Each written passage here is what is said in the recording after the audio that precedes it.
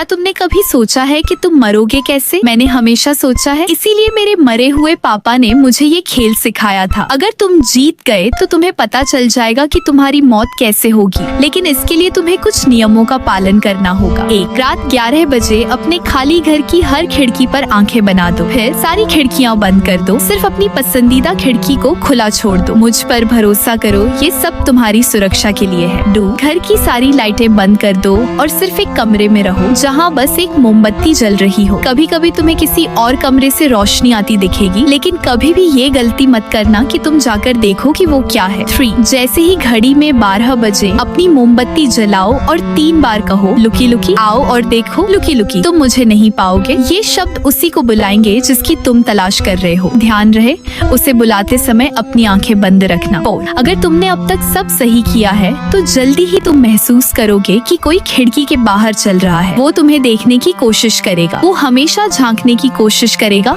लेकिन तुम्हारा काम है बिना देखे बिना रुके पूरे घर में घूमते रहना। 5, जो भी हो जाए अपनी मोमबत्ती को कभी बुझने मत देना। यही एक चीज है जो उसे घर के बाहर रखे हुए है। 6, ठीक 6 घंटे बाद अगर तुम किसी तरह बच गए तो एक आईने के सामने जाकर मोमबत्ती बुझा देना। वो गायब हो जाएगा और तुम्हारे दरवाजे पर एक कागज छोड़ जाएगा जिस पर तुम्हारी किस्मत लिखी होगी। याद रखो, सावधान रहना और कभी पकड़े मत जाना। शुभकामनाएं।